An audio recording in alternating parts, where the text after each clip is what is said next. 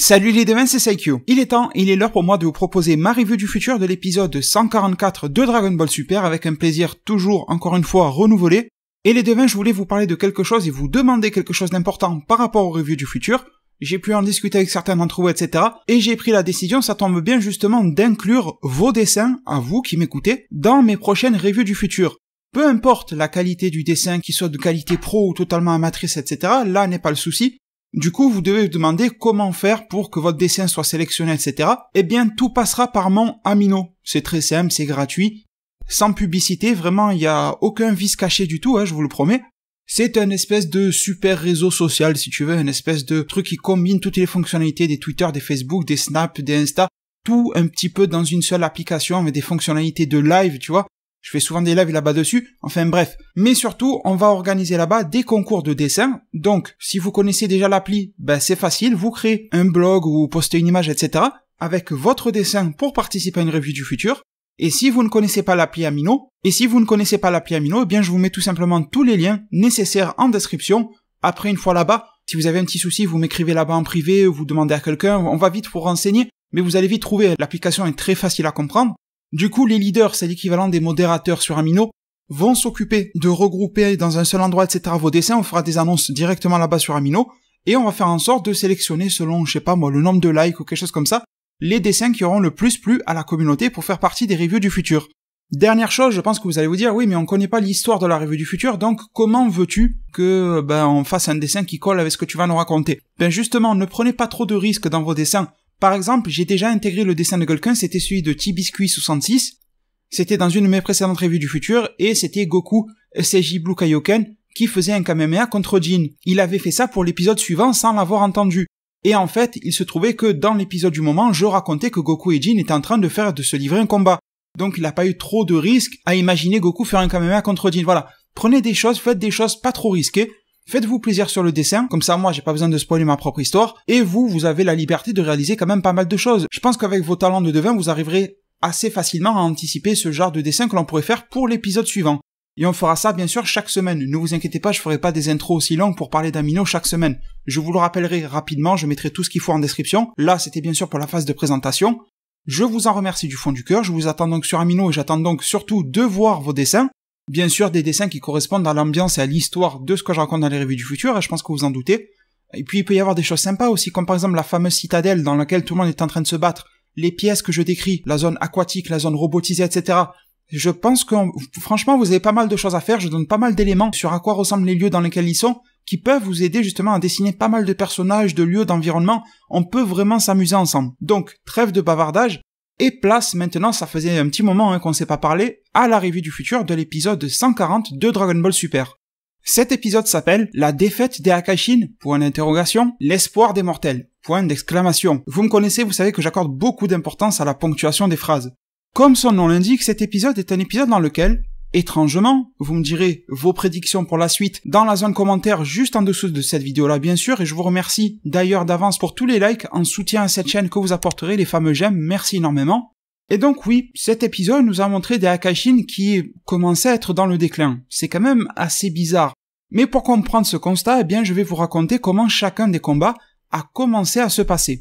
Alors tout d'abord, je vais le reprendre dans le même ordre que la semaine dernière. Nous avions Goku qui faisait face à Kythera, dans un monde ou plutôt une pièce ou un lieu, mais c'est tellement grand que j'ai envie de dire un monde, qui ressemble beaucoup donc au lieu ou planète de Kythera avec des statues en or de lui un petit peu partout, même beaucoup trop, et Goku pense alors que c'est pour une astuce en fait pour réduire les mouvements de l'adversaire au sol et faire en sorte que celui-ci s'envole. Il se doute que avec sa petite taille, Kythera doit être très agile et que les combats dans les airs sont quand même plus à son avantage. Et vous connaissez Goku, dès qu'il découvre la tactique de l'ennemi, etc., il lui balance en pleine figure et lui dit « Ah c'est bon, tu m'auras pas avec ça ». Et Kythera ne répond même pas et se met à sourire de manière étrange. On se demande bien pourquoi, est-ce que ça ne lui dérange pas que Goku ait touché juste et qu'il est bien visé, ou est-ce qu'il cache autre chose? Bon, je pense que vous avez compris, quand il y a ce genre de suspense, comment ça se passe, mais en tout cas, dans le moment, c'était quand même assez prenant. Alors, le combat se déroule entre les deux. Goku ne sait pas à quel niveau se situe ce Akashin-là, mais il se rappelle quand même qu'il y a une rivalité qui l'oppose à Beerus. Et il se dit que s'il y a une rivalité qui les oppose, il doit être minimum de niveau Champa ou de niveau Beerus ou supérieur à Beerus, il ne sait pas mais il doit jouer dans la même cour que Beerus. Donc Kythera reste un gros morceau à battre.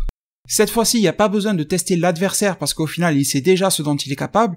Et là, on n'est pas dans un combat de rivalité, on n'est pas dans un combat façon western, tu sais, le combat Goku-Jiren, c'est un combat de western. Les deux se jaugent et tout ça, ils augmentent progressivement la puissance, on a des hommes qui se battent, enfin, Jiren c'est pas énorme, mais tu m'as compris. Dans la mentalité, oui. Sauf que là, c'est pas ça. Là, c'est un combat pour que les Akaishin mènent à bien leur plan dégueulasse, ou que les mortels puissent en sortir. C'est pas du tout le même enjeu, Goku le comprend très bien, et il passe en SAJ Blue dès le début de combat. Il contrôle et il modère sa rage, et on sent que dans son cas, c'est un petit peu bizarre, mais contrairement à Gohan, ça l'aide beaucoup. C'est-à-dire que Gohan, ou même Trunks par exemple, et Goku aussi dans certaines phases, contre Zamasu, contre Freezer à l'époque, etc., la rage Saiyan fait qu'il devient surpuissant.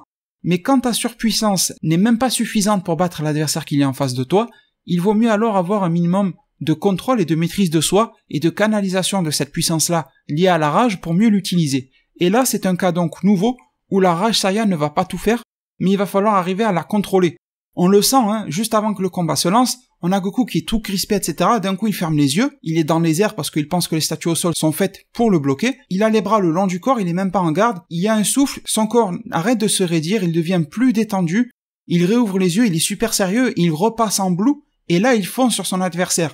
Et on sent qu'il a gagné en maîtrise, et que Goku essaye d'une certaine manière de faire honneur aux propos de son fils Gohan, qu'il avait sermonné concernant le fait que la colère ici ne lui serait pas un bon allié, ou en tout cas la colère non maîtrisée ne l'aiderait pas du tout. Et à vrai dire, le combat est difficile, parce que comme je vous ai dit, on n'aura pas la réponse de si Kitera est plus balèze ou pas que Beerus, mais on sent que voilà, tu les mets dans le même sac, ça passe, c'est voilà, il n'y a pas un énorme fossé qui les sépare, et Kitera, il a la domination sur le combat. Et bizarrement, Goku, tout au long du combat, se rend compte que il n'a pas l'air si agile que ça, contrairement à sa petite taille, les apparences sont trompeuses, et Goku commence à se dire, mais à quoi ça sert? Tu vois, ça qui est en dessous de moi. Et la chaleur dans cette pièce n'arrête pas d'augmenter. De plus en plus, de plus en plus. Pour le moment, on est toujours dans quelque chose de supportable, mais bizarrement, il sent, Goku, que cette chaleur n'arrête pas d'augmenter, et il sent que cette chaleur provient d'en dessous de lui. Il n'y a aucune fumée, il n'y a aucune lueur, il n'y a aucune chaleur visible qui s'émane des statues, on ne voit pas de feu ni quoi que ce soit, mais il y a une chaleur que l'on ressent très fort. Et donc, en fait, les devins de ce combat, bizarrement, Kitera ne le domine pas du tout.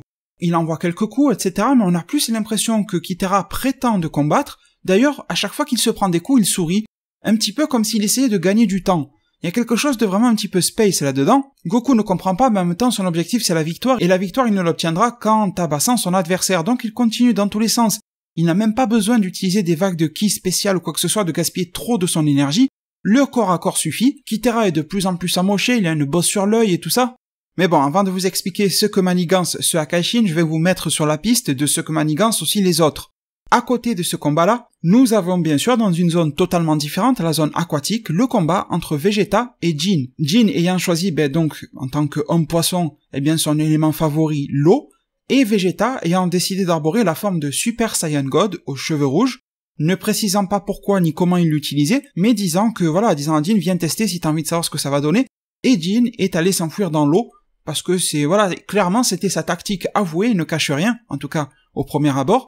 Et donc le combat se lance une nouvelle fois, et là c'est beaucoup plus en rage, là c'est beaucoup plus accéléré, le rythme va beaucoup plus fort que du côté de Shigoku, on est moins dans le je t'observe, dans le qu'est-ce qui se passe, les deux ils vont de manière bourrine, et Vegeta décide de rester dans les airs.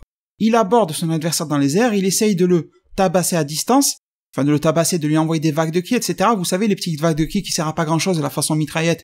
Voilà, comme je viens de le dire, ça sert à pas grand chose, mais c'est un petit peu pour déstabiliser Jin dans l'eau. Et en gros, Vegeta pense qu'il n'a qu'à faire du tir au pigeon, ou plutôt devrais-je dire du tir au poisson cette fois-ci, jusqu'à ce que ça touche l'adversaire et c'est réglé. Sauf que Jin a une telle agilité dans l'eau, que bien sûr, un petit peu comme les poissons dans la vraie vie qui peuvent s'expulser facilement de l'eau, qui font des bonds assez ouf et tout ça, Jin est capable aussi de la même chose et utilise de cette agilité-là. Déjà parce que les eaux sont très troubles, très sombres, la pièce est sombre, donc Vegeta n'a aucun visuel sur son adversaire. Avec ses vagues de ki à l'instant, il vient de faire tout un remue-ménage, il y a une partie de la grotte qui s'est un petit peu effondrée, c'est poussiéreux, etc. Donc Vegeta a réduit sa visibilité à lui tout seul, il est un petit peu bête sur ce coup. Et Jin, il fait des espèces de sauts en arc de cercle, bien sûr propulsé parce qu'il est capable de voler, et à très très haute vitesse, il met des coups sur Vegeta. Donc la tactique de Vegeta de le prendre d'en haut et de le tabasser à l'autre dans son bassin n'est pas bonne, parce qu'au final, l'autre est tellement plus rapide et agile que ça ne fonctionne pas. Après avoir bien tabassé Vegeta, Jin s'arrête, et là vous connaissez Jin, il est pas mal moqueur, pas mal rieur, alors on sent qu'il est sur le point d'en finir, mais un petit peu comme de manière classique dans les mangas, il se met à parler, à se moquer de son adversaire en disant « C'est tout ce que tu allais me proposer, finalement tu aurais mieux fait d'utiliser cette forme bleue comme ton collègue, peut-être que tu aurais duré quelques secondes de plus. » Bien sûr en parlant du Super Saiyan Blue de Goku. Vegeta a pris quelques coups, mais on sent que là, il est loin de sa limite. Il se remet un petit peu sur pattes, etc. Il est pas gravement blessé, mais il a quand même pris cher, hein. Et il dit que de toute façon, il s'y attendait. Et là, Vegeta fait quelque chose d'absolument nouveau, et je dirais même d'exceptionnel. C'est-à-dire que vous vous rappelez, dans le tournoi du pouvoir contre Toppo, Vegeta qui était sous sa forme Blue Shinka, évolution, il avait utilisé son ki qui l'entourait un petit peu comme des gants pour faire face au Hakai justement de Toppo. Et bien cette fois-ci, Vegeta nous montre une nouvelle utilisation du ki divin. Là, c'est du ki purement divin, et justement, Vegeta fait une espèce de boule de ki qui est un petit peu blanchâtre, un petit peu rouge, aux couleurs de l'aura qui l'entoure, mais plus blanche que rouge cette fois-ci. Elle a l'air assez douce, elle a l'air un petit peu comme du nuage, tu vois, quelque chose comme ça, elle a pas l'air agressive cette boule de ki, et Vegeta l'approche de sa bouche, un petit peu comme s'il allait la manger, et il la respire, il inspire très fort et il l'absorbe en lui. Jin, là, il ne comprend plus rien, il se dit c'est quoi ce cinglé qui bouffe sa propre vague de ki, tu vois, il est sadomaso, tu vois, qu'est-ce qui se passe? Vegeta n'en dit pas plus et fonce sous l'eau. Et le combat se relance de plus belle, bien sûr d'une manière très différente. Là, on est dans un combat qui ressemble beaucoup à un combat que l'on aurait pu avoir dans les airs ou sur la terre, sauf que là, c'est sous l'eau. Les mouvements de Vegeta sont un petit peu ralentis par rapport à sa normale, mais Jin, déjà, il s'étonne de deux choses. Il s'étonne du fait que ses mouvements ne sont pas si lents que ça, en fait, à Vegeta. Ils sont très agiles et quand même rapides, mais ils manquent de puissance. Et deuxième chose, il s'étonne du fait que Vegeta soit capable de respirer si longtemps sous l'eau. Pourtant, c'est un Saiyan. Jin ne connaît pas trop bien les Saiyans, mais voilà, à sa connaissance, c'est pas des êtres qui sont capables de rester de manière ultime, infinie, sous l'eau, tu vois. Et le combat devient de plus en plus à l'avantage de Vegeta. Bizarrement, alors qu'il est sous forme SSJ God, que l'autre est sous l'eau. Et Vegeta, dans sa tête, commence à se rendre compte que son adversaire, sous l'eau, n'a pas un énorme boost, en fait, comme il l'avait dit. Vous vous rappelez, au début du combat, il avait dit, ouais, je deviens surpuissant sous l'eau et tout ça. Alors il est agile, c'est son milieu, etc. Mais le boost n'est pas si énorme que ça. Vegeta se demande même comment Goku a pu perdre contre ce Akashi-là. En plus, ils étaient même pas sous l'eau. Donc il y a des interrogations des deux côtés. Il y a une déception, en quelque sorte, une désillusion du côté de Jin. Et il y a de l'espoir du côté de Vegeta. Jusqu'à ce que Vegeta décide de décocher un énorme Final Flash sous l'eau, qui va forcément forcer son adversaire à sortir de là ou à se le prendre de plein fouet, ou alors à l'éviter, mais s'il en est capable. Nouvelle transition les devins, et cette fois-ci vous allez avoir bien sûr des nouvelles de Hit et de Jiren. Vous vous rappelez qu'ils étaient en combat contre Mosco, dans une pièce qui était vachement électronique, tous les murs ressemblaient justement à des fiches électroniques, un petit peu comme la planète de Mosco, mais plus verdâtre, vraiment plus comme si tu ouvrais un ordi, un truc comme ça, à l'intérieur t'as les plaques vertes là avec des soudures, ça ressemble beaucoup à ça, avec on voit un petit peu des courants électriques, des signaux qui passent au travers, on sait pas trop ce qui se passe, mais en tout cas il y a ça.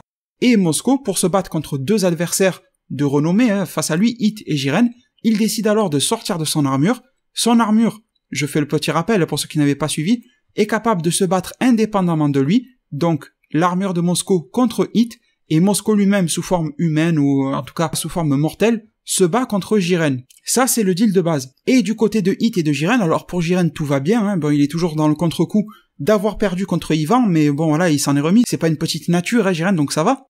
Et je vous rappelle, bien sûr, que de son côté, Hit, eh bien, il avait le souffle coupé, il avait du mal, même un petit peu à se tenir debout, alors là, pour le combat, il s'est un petit peu repris, il essaie de faire bonne figure, et voilà, d'agir un petit peu dans les temps, mais on sentait qu'il était de plus en plus affaibli, et là aussi, une nouvelle fois, la phrase culte, le combat se lance, et là il se lance donc sur deux fronts en même temps, Jiren contre Mosco, ben le vrai justement, et Hit contre, comment on va l'appeler celui-là, Mosco Robot, je sais pas, Mosco Robot, allez pourquoi pas, et pour Jiren c'est à sens unique.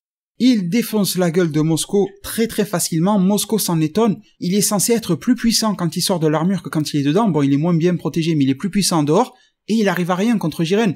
Alors il fait quelques trucs comme ça, etc., des esquives, des machins, mais ça mène pas loin, tu vois, Jiren a totalement le dessus, il va pas tarder à se faire éclater, et en gros je vais vous épargner les détails parce que Jiren a la domination totale, il a même pas besoin de forcer excessivement, on va dire que là, on a un Jiren de niveau épisode 110, un petit peu plus élevé quoi, et ça suffit, tu vois, à battre Mosco. Et de l'autre côté, ce qui est plus intéressant, ben, c'est le combat de Hit.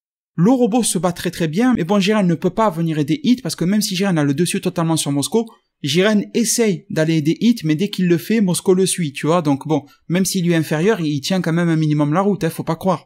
Donc Hit se retrouve seul, et doit faire face seul à ce robot. Il tente des choses au corps à corps, mais bon, avec ses essoufflements, etc., c'est très difficile, et on va dire que le robot fait à peu près jeu égal contre un Hit très fatigué. Je vous l'ai dit, on ne connaît pas encore la cause de cette fatigue de Hit, pourquoi il l'est de plus en plus, mais bon, ça on s'en reparlera sûrement plus tard. En attendant, il est très difficile de départager ces deux-là, et Hit décide alors, à la fin de cette partie-là du combat, eh bien, d'utiliser les forces qui lui restent pour utiliser une attaque un petit peu ultime. Il dit à Jiren qu'il compte sur lui pour la suite et que après ça, bon, il ne sera plus dans le jeu. Du coup, ce que fait Hit, c'est qu'il va puiser de nouveau dans ses réserves de temps et faire en sorte, une dernière fois, il dit même qu'il n'a pas suffisamment de force pour faire la cage du temps. Ça lui en demande trop, pour faire alors, une dernière fois, le Tokitobashi, arrêter le temps et tenter un coup ultime sur le robot. Et c'est avec succès que Hit fait cette attaque-là, d'une manière assez magistrale. Le temps s'arrête, on sent que Jiren est tellement supérieur parce qu'au moment où le temps s'arrête, Jiren a comme une espèce de perception de ce qui se passe, tu vois, à l'intérieur de cet arrêt du temps-là. Hit fonce à toute vitesse, vraiment sur Moscou, un coup de poing tendu, il le transperce, il le traverse, un petit peu comme Goku et Vegeta contre Metal Cooler, là, quand ils avaient commencé à défoncer du Metal Cooler dans le film 100 000 guerriers de métal, et bien là c'est un petit peu pareil, le robot part en éclats, et c'est la victoire du côté de Hit. Hit tient très mal sur ses propres jambes, il va s'appuyer, s'accouder contre un mur, il respire, il essaie de reprendre de ses forces, etc. Il relève sa tête, il est quand même plutôt soulagé d'avoir gagné son combat, il veut alors regarder la suite du combat du côté de Jiren, et on voit sur son visage qu'il est complètement apeuré. Enfin, qu'il est étonné ou quelque chose comme ça. Sauf que là, les devins, je vous le donne en 1000, transition. Nous avons des scènes quand même nettement plus courtes, nous montrant les cas de Kiabe, de Caulifla et de Gohan. Les jeunes Saiyans, on va dire ça ainsi. En fait, parce que Gohan, eh bien, il fait jeu égal avec Likir, et là, il y a vraiment pas d'arnaque des deux côtés, comme je vous l'ai dit, c'est un combat pur, tu vois. Les deux combattants se respectent, mais Gohan sent que Likir n'est pas à fond. Alors que Gohan, lui, il est pas très loin de l'être.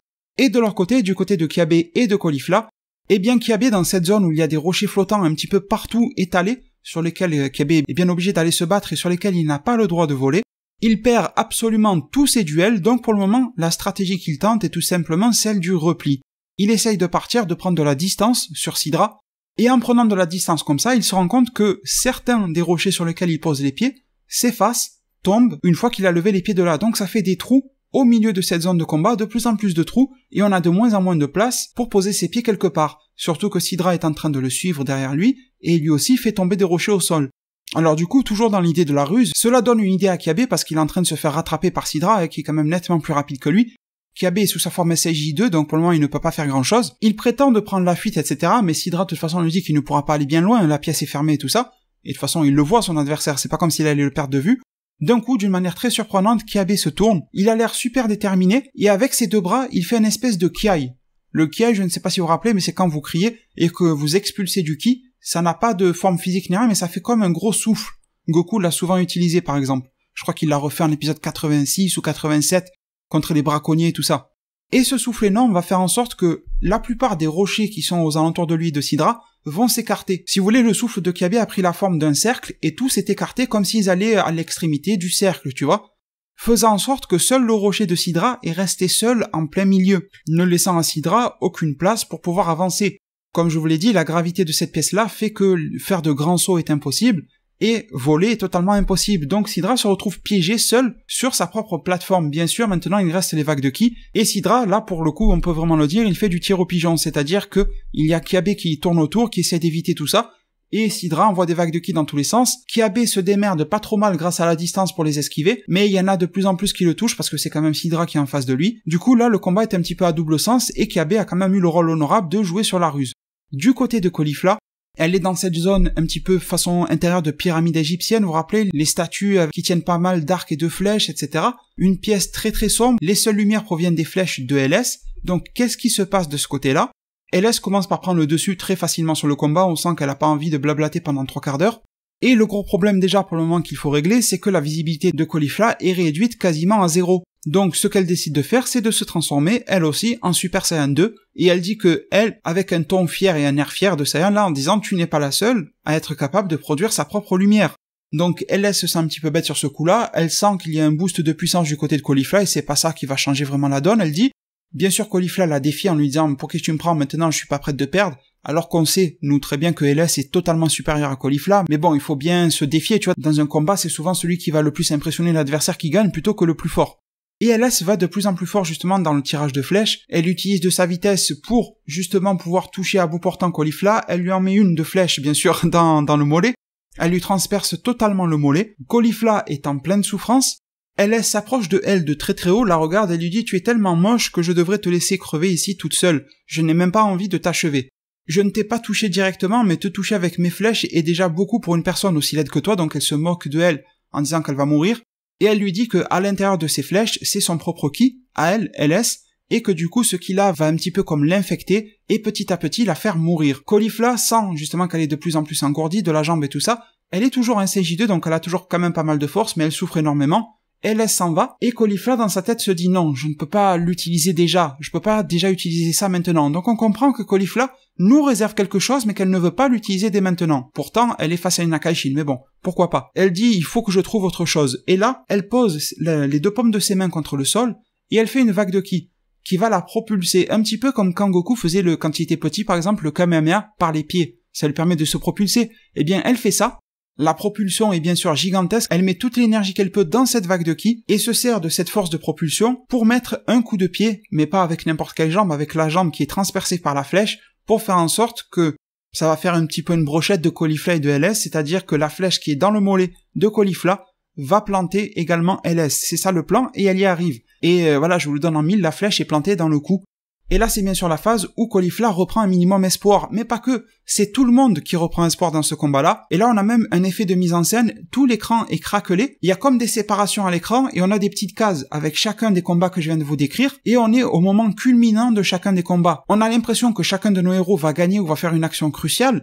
Mais c'est à ce moment-là que, à leur grand désarroi, tous les dieux de la destruction, les Akaishin, avaient bien sûr une botte secrète dans leur manche, et reprennent le dessus et l'utilisent à la grande surprise de tout le monde à ce moment-là. Le combat ne pouvait pas être gagné si facilement contre des dieux de la destruction, et ils avaient tous un plan, quitte à se prendre quelques mauvais coups en chemin, pour en finir une bonne fois pour toutes avec les mortels. Ils ne voulaient rien laisser au hasard, ils ont pris le risque de prendre un petit peu sur eux, pour pouvoir avoir une contre-attaque superbe, et du coup, on a LS qui commence à élever son niveau de ki, et avec sa propre main, elle prend justement la jambe de Caulifla, retire la jambe et donc la flèche en même temps.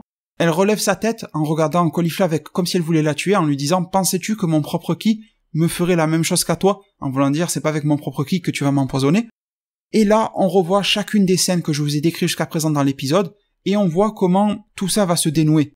Goku allait porter un coup crucial à Kitera, mais celui-ci se met à rire comme un fou et lui dit « Tu te rappelles, le mortel dans mon équipe, au tournoi du pouvoir qui s'appelait Ganos ?» Goku réfléchit 2 minutes et il dit « Oui, mais pourquoi tu me parles de lui ?» Il lui dit « Tu te rappelles de ce à quoi il ressemblait et de sa capacité ?»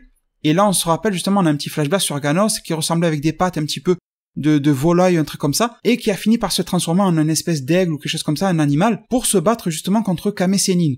Et Kitera dit que sa race également dans l'univers 4 est capable de telles transformations, et Kitera devient de plus en plus petit, et ressemble, quasi comme 2 gouttes d'eau, à une souris. Là, il ressemblait à une souris géante, mais je vous parle d'une souris de taille vraiment souris. Il perd ses vêtements, son pelage a augmenté, alors ça fait de lui une souris super intelligente qui est capable de se tenir sur ses 2 pattes, mais il est miniature et Goku ne comprend pas. Et la température est absolument épouvantable. C'est devenu un vrai four. Kitera dit que le moment est venu et que la température en bas, au niveau des statues au sol, a atteint plus de 1060 degrés. Et Goku lui dit « Mais qu'est-ce qu'il se passe à 1060 degrés ?» Kitera lui révèle que c'est la température de fonte de l'or, et que les statues qui sont là sont faites d'or. Et ce n'est pas tout. Kitera envoie une vague de ki vers le haut, le plafond était super élevé, et on se rend compte qu'au plafond, eh bien c'est tapissé d'énormément de statues en or aussi, pareil qu'au sol. Et du coup Goku, bon des fois il est con, mais là il fait vite la connexion, il comprend, il voit au sol que c'est en train de fondre, il reçoit une goutte sur lui, sur son dogi, extrêmement brûlante, en fait l'or est en train de fondre. Donc en bas, il y a une marée d'or brûlant, et au plafond, il y a une pluie d'or brûlante et fondue qui va lui tomber dessus. C'est ça le plan justement de Kitera, et à ce moment-là, Kitera prend la fuite, et s'échappe par un trou qui était en plein milieu du mur, à bonne hauteur, un peu de la taille d'un trou de souris. Goku est dans le désarroi, et très rapidement on se rend compte que c'est la même chose pour chacun des guerriers de notre bonne vieille équipe des enfants de la création. Chacune se trouve mêlée à un gros problème. Pour Vegeta, eh bien tout simplement, Jin a bien compris que Vegeta était capable de respirer sous l'eau, car le fait d'avoir respiré son propre ki divin lui faisait en sorte que ses poumons pouvaient tenir sous l'eau, et qu'ils étaient oxygénés grâce à cela, et il a compris que le SAJ God lui permettait d'avoir une agilité supérieure et donc de compenser les problèmes sous l'eau, mais Jin s'en fout totalement parce qu'il dit « N'as-tu pas remarqué toi aussi quelque chose de bizarre ?» Dans le sens où oui, Jin n'est pas devenu réellement plus fort sous l'eau. Jin rigole et dit que sa puissance divine, il l'attire de l'eau, mais pas simplement en baignant dedans. Il faut qu'il baigne dans une grosse quantité d'eau le plus longtemps possible pour qu'il puisse justement entrer en communion avec cette énergie divine et naturelle, un petit peu comme de l'énergie du mode ermite, l'énergie naturelle dans Naruto, faut entrer en communion avec cette énergie-là. Eh bien, c'est un petit peu la même chose qui se passe ici, sauf que là, faut quand même baigner dans l'élément naturel avec lequel tu as un lien. Et une fois que les pores de la peau de Jean ont pu accumuler suffisamment d'eau sous la peau de Jean, cette énergie naturelle est transformée donc en énergie naturelle divine. La nature est faite par les dieux, donc voilà. Et c'est à ce moment-là qu'il est capable de l'exploiter. Et là, Jean dispose d'un power-up absolument énorme. Et il dit que là, le vrai combat va commencer. Du côté de Hit et de Jiren, eh bien là aussi, ça va pas très bien parce que tout simplement, pourquoi est-ce que Hit avait l'air apeuré et tout ça? Parce que le robot de Mosco, l'armure, est en train de se reconstituer. Comment est-elle en train de se reconstituer? Vous savez, les murs, il y a des fiches, etc., des pièces électroniques. Eh bien, on voit que depuis les murs, il y a des pièces qui sont détachées et qui vont vers l'armure de Mosco pour remplacer, pour recréer, pour remettre à neuf tout ce qui a été fracassé par Hit. Et il est en train d'être remis debout, donc un petit peu comme s'il revenait de manière éternelle. Et du côté de Mosco, le Mosco humain par robot, eh bien, c'est pareil, sauf que bon, lui n'est pas un robot, mais il y a une autre armure, une nouvelle armure, beaucoup plus humaine, humanisée, qui est en train de se coller à sa peau, celle-ci permettant de renforcer ses capacités physiques, un petit peu comme un exosquelette si vous voulez. Et il dit que la pièce, justement, le lieu, a fait tous les calculs nécessaires pour comprendre la manière de combat de Jiren, pour évaluer sa puissance, et que la nouvelle armure qu'il a sur lui est totalement différente de l'ancienne. Celle-ci lui permettra de résister et de faire beaucoup de mal à Jiren qui est en face de lui, en tout cas d'après les calculs. Pour Caulifla, donc, vous le savez, j'en ai parlé, mais pour Kiabe, qu'est-ce qui se passe? Eh bien, Sidra, il a un petit peu comme un déclic. Il se dit, j'en ai marre d'être indécis, et cette fois-ci, je fais le choix de ne pas perdre et de mettre fin à ce combat. Il dit c'est à moi de faire ce que je veux, tout comme je vais faire ce que je veux de cet environnement-là. Et là, un petit peu comme de la télékinésie, Sidra déploie ses bras et ses mains et fait en sorte de manipuler à sa guise, eh bien, les petites zones que justement Kiabe avait réussi à repousser afin qu'il ne puisse pas poursuivre son chemin. Et là, le chemin est tout droit tracé vers Kiabe. Donc, voilà, il n'y a plus rien du tout qui sépare Sidra de Kiabe. Et enfin, pour Gohan, ça sera peut-être le moins épique, mais le plus noble. Ne vous inquiétez pas, on s'en parlera dans de prochaines reviews du futur. Et bien là, c'est tout simplement Jean qui, à la demande de Gohan, qui lui a dit « Ce n'est pas ton plein pouvoir, utilise-le, je préfère perdre contre toi plein pouvoir que de gagner injustement. » Et Jean s'exécute, il est dit « Comme tu voudras, après tout c'est très loyal de ta part. » Il power up très très fort, on ne sait pas si c'est son maximum, mais il est extrêmement puissant. Lui aussi, il joue dans la même catégorie qu'un virus à peu près. Sauf que, les devins, si vous êtes attentifs à mes reviews du futur, vous savez que ce n'est pas totalement la fin de l'épisode, et qu'il y a deux cas dont je n'ai pas parlé ici. Il y a celui de C-17 et celui de Ramushi. Alors du côté de Ramushi, c'est assez simple. Il débarque sur Terre un petit peu comme les Holo dans Bleach avec le Garganta, etc. qui arrivent de haut, ou les Otsutsuki dans Naruto si vous voulez quelque chose comme ça. Il cherche à droite à gauche vers où aller, et il regarde en bas et il dit « Ah, je n'ai besoin d'aller nulle part ». Les terriens, les personnes sur Terre étaient déjà présentes en attente qu'une menace arrive ici. On voit que tout le monde est vénère, il y a du Goten, il y a du Trunks, il y a du Piccolo, il y a du Boo, voilà, tout le monde est là vraiment sur Terre pour accueillir Ramushi et on va voir comment ça se passe.